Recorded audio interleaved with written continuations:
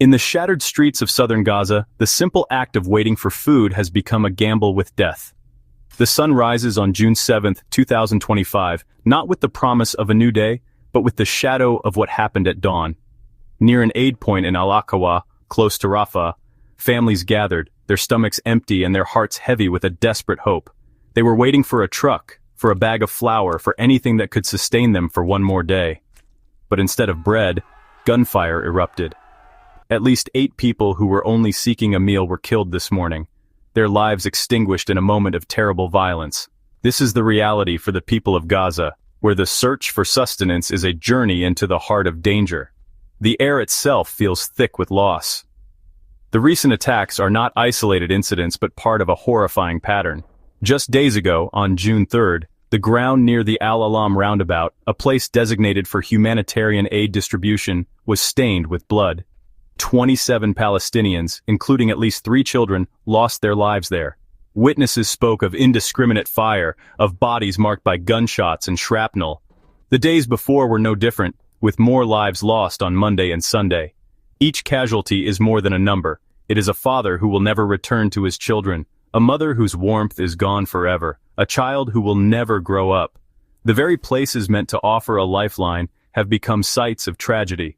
For the families trapped in this relentless conflict, every day is a battle for survival. The war, which began on October 7, 2023, has torn their world apart.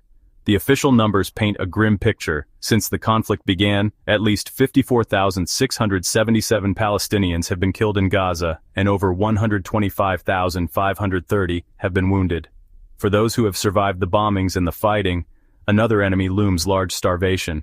Nearly every single person in Gaza, 2.1 million souls, faces severe hunger. For tens of thousands of children and mothers, the situation is even more dire, as they suffer from acute malnutrition, their bodies wasting away from the lack of essential nutrients. The international community watches, but the aid that trickles in is a mere drop in an ocean of need. The system set up to distribute this aid, managed by the US-backed Gaza Humanitarian Foundation, has been criticized by experienced aid groups as chaotic and unsafe. It forces desperate people onto dangerous roads, creating crowds that become easy targets. The system is failing the very people it was meant to protect. The resignation of the Foundation's director and the withdrawal of its consulting group are signs of a deep crisis within the relief effort itself, leaving the people of Gaza even more vulnerable and alone in their struggle to survive. For the women and girls of Gaza, the war has stolen more than just their homes and their safety. It has stolen their dignity. In the overcrowded shelters and makeshift tents, a silent crisis unfolds every month. There is a severe shortage of sanitary pads and hygiene supplies. Clean water is a luxury few can afford. This forces women and girls to resort to using old rags, pieces of torn-up tents, or whatever scraps of cloth they can find during their periods. This is not just an inconvenience, it is a source of profound shame and constant anxiety. They live in fear of leaks, of being seen, of the infections that can arise from using unclean materials. This daily struggle is an invisible wound, adding to the immense psychological burden of the war. A mother trying to care for her children must also worry about how to manage her own basic needs with privacy and cleanliness, things that were once taken for granted. Young girls, just coming of age, are learning about their bodies in the most humiliating of circumstances. The lack of clean water means they cannot wash properly, increasing the risk of painful and dangerous infections. In a world where every moment is about survival, this added layer of suffering is a cruel and constant reminder of all that has been lost, stripping away their sense of self-worth. The mental toll on everyone, but especially on children, is staggering. They have witnessed horrors that no person should ever see. They have lost family members, friends, and the simple joys of childhood. The sound of drones overhead is the constant soundtrack to their lives, a reminder that danger is always near. Many children show signs of severe trauma, from nightmares and bedwetting to a complete withdrawal from the world.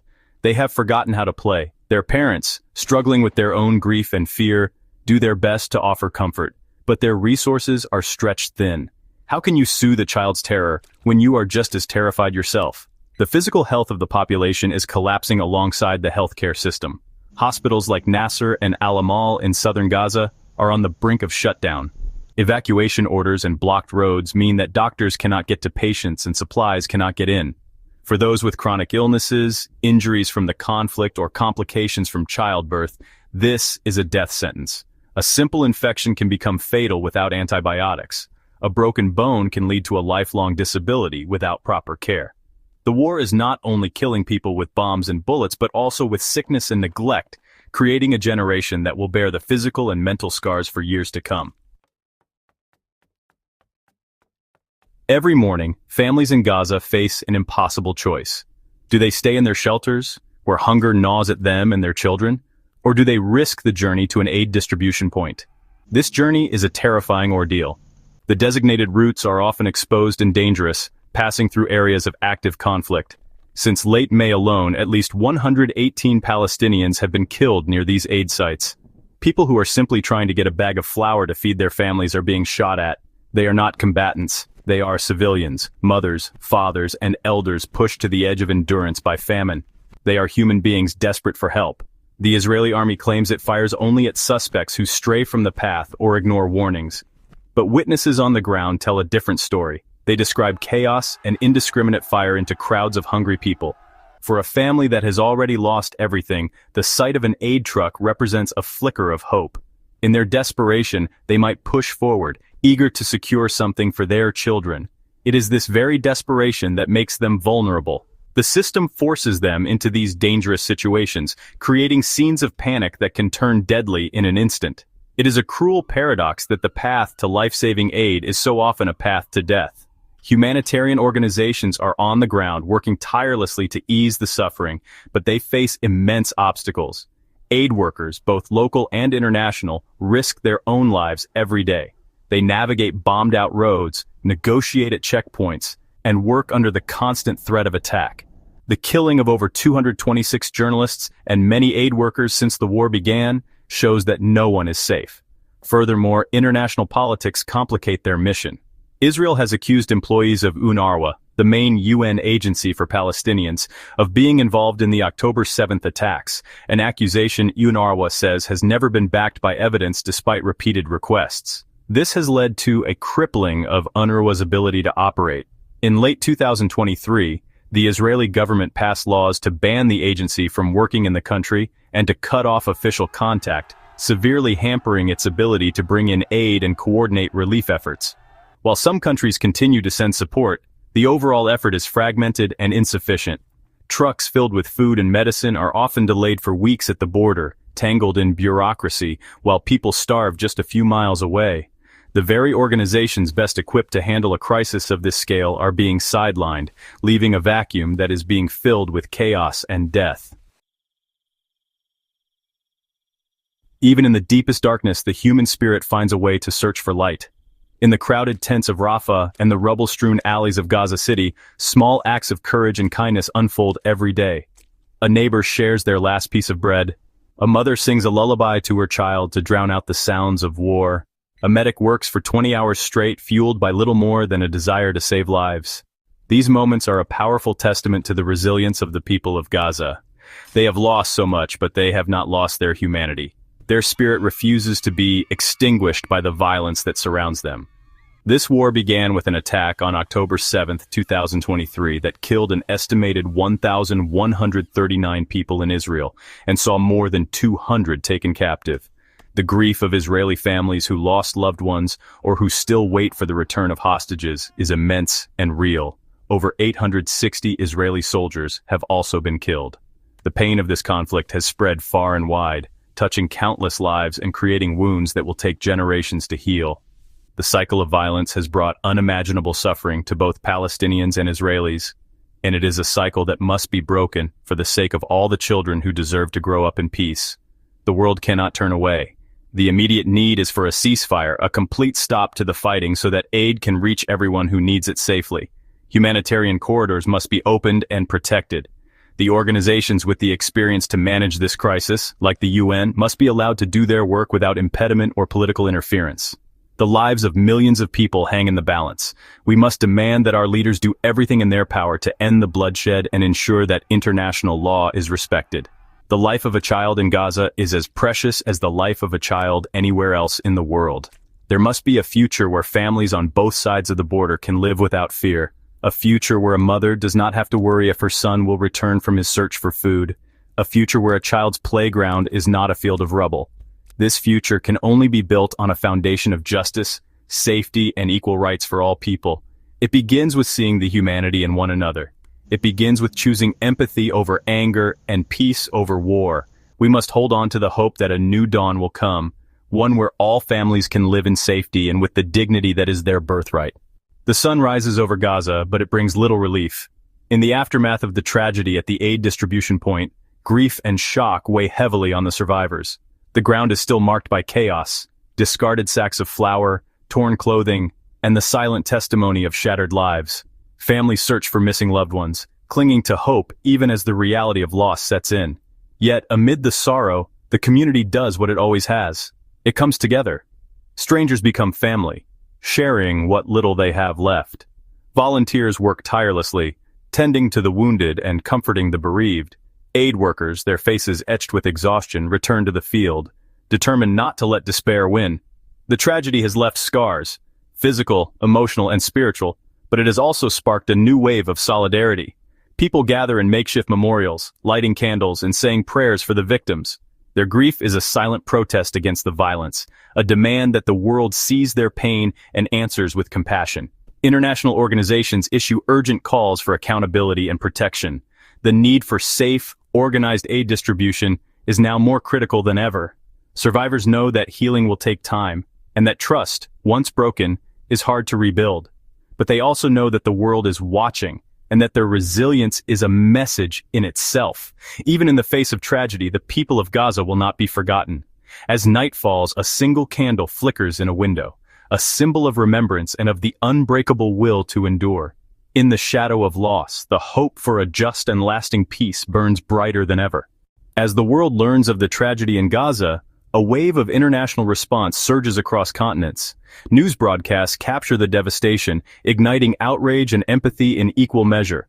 In distant cities, people gather in solidarity, holding vigils, marching in protest, and demanding action from their leaders. Social media becomes a chorus of voices, amplifying the calls for justice and urgent humanitarian aid. Governments and organizations pledge support, dispatching convoys of food, medical supplies, and emergency teams. For a moment, the people of Gaza feel the weight of the world's attention. Messages of hope and compassion cross borders, reminding them they are not alone. Yet the reality on the ground is complex. Aid shipments are delayed by checkpoints and bureaucratic hurdles. Promises of help sometimes falter under the strain of politics and logistics. Inside Gaza, communities watch and wait. Some of the aid reaches those in desperate need, offering a lifeline amid the rubble. Children clutch donated blankets. Parents share meals made from international relief packages. But the gaps remain.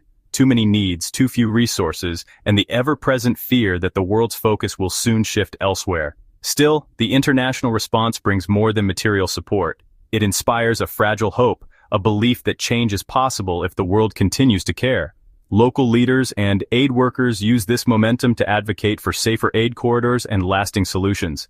They urge the global community not to turn away, but to stand with Gaza until peace, dignity, and security are restored.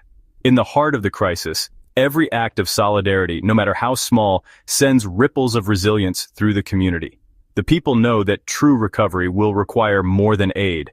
It will demand justice, accountability, and the unwavering support of the world beyond their borders. Amid the sweeping headlines and international aid convoys, the real heartbeat of Gaza's crisis lies within its families. Each household tells a story of loss, resilience, and the everyday struggle to endure. In a modest apartment, a mother named Layla sits with her 3 children, their faces illuminated by candlelight.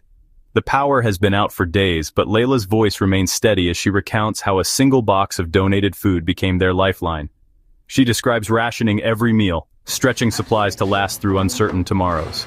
"We share what we have with neighbors," she says, "because tomorrow, it could be them sharing with us." Down a battered street, an elderly man named Yusuf wraps a relief blanket around his shoulders. He remembers the home he lost and the garden he once tended. "The world's help gives us hope," he reflects. "But what we need most is the chance to rebuild our lives with dignity." A little girl, Amal, clutches a donated toy, her only possession after her family fled their neighborhood. She dreams of returning home, her laughter a fragile melody in the silence of displacement. Across Gaza, aid workers listen to these stories, each one a testament to courage and perseverance. For every family, the arrival of food, medicine, or a warm blanket is more than charity. It is a reminder that they are seen and that their voices matter. These personal stories echo through the crisis, weaving a tapestry of shared humanity. They remind us that behind every statistic is a face, a family, a dream for a better tomorrow. In the midst of hardship, the people of Gaza hold on, to hope, to each other, and to the belief that their stories will inspire the world to never look away. Beyond the shattered neighborhoods and the stories of survival, another struggle unfolds in Gaza, one fought by the humanitarian workers risking everything to deliver aid. Every day, convoys of volunteers and medical professionals navigate bombed-out roads, their vehicles marked with emblems of relief. Yet even these symbols offer no guarantee of safety. Aid workers face the constant threat of airstrikes, unpredictable checkpoints, and the heartbreaking reality of witnessing suffering they cannot always alleviate. Fatima, a nurse with an international medical team, recalls treating wounded children by flashlight as explosions echoed outside. "We work through fear because the people need us," she shares, her voice trembling yet resolute. In makeshift shelters, logistics coordinators like Ahmed balance dwindling supplies against overwhelming need, making impossible choices about who receives food, water, or medicine. Despite exhaustion and loss, the resolve of these workers never falters. They form human chains to pass supplies through rubble, improvise clinics and schoolrooms, and offer words of comfort to families who have lost everything. Many have lost colleagues, brave souls who paid the ultimate price for compassion. Each day, they confront not only danger, but the emotional toll of bearing witness to so much heartbreak. Yet, in the darkest moments, humanitarian workers find strength in small victories. A child saved, a family reunited, a delivery that reaches those on the brink. Their courage and dedication become a lifeline, not just for Gaza's people, but for the world's hope in our shared humanity. In a crisis where every act of kindness is an act of resistance, these frontline workers remind us that compassion endures, even under fire. As the dust settles and the world's attention shifts, the true cost of Gaza's aid crisis reveals itself in slow, painful increments. The devastation stretches far beyond the immediate loss of lives and homes. Its legacy is etched deep into the infrastructure and the very fabric of society. Hospitals, once bustling with care, now stand battered and under-equipped, struggling to provide even basic services. Schools, their walls scarred by shrapnel, double as shelters, leaving a generation of children without safe spaces to learn or play. Water treatment plants and power grids, repeatedly damaged and barely repaired, leave families in darkness and thirst. Streets once alive with markets and laughter are now marked by rubble, the lifeblood of commerce and community choked off. But the wounds run deeper than bricks and mortar. The trauma of conflict and deprivation shadows families for years, manifesting in anxiety, grief, and lost potential. Children grow up too fast, shaped by memories of hunger and fear. Parents face the crushing weight of uncertainty, unable to provide stability or hope for their loved ones. The breakdown of essential services erodes trust in institutions, making recovery even harder. With every missed opportunity for education, every untreated illness, the future narrows. Rebuilding is not just a matter of concrete and steel, it is the slow, painstaking work of restoring dignity, opportunity, and hope. Yet, amid the ruins, the people of Gaza persist.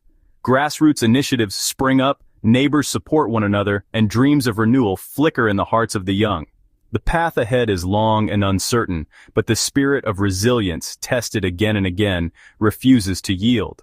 The scars of this crisis will endure, but so too will the determination to heal and rebuild, one day at a time. Even in the darkest hours, hope finds a way to take root. As Gaza faces the daunting aftermath of loss and destruction, new voices begin to rise. Voices that speak not only of pain, but also of possibilities. Community leaders, teachers, and young people gather in the heart of the city, their words echoing with determination, and the quiet conviction that peace is not just a distant dream. Clips of people planting saplings in shattered courtyards, painting murals over crumbling walls, and teaching children in makeshift classrooms illustrate a collective yearning for renewal. Local artists and musicians organize concerts for peace, their melodies weaving together stories of resilience and unity. Across digital landscapes, youth share messages of hope, connecting with peers around the world to advocate for dialogue and understanding. International organizations and neighboring communities join in, offering tools, training, and solidarity. Together, they envision a future where children walk safely to school, families rebuild homes with their own hands, and laughter returns to the marketplaces.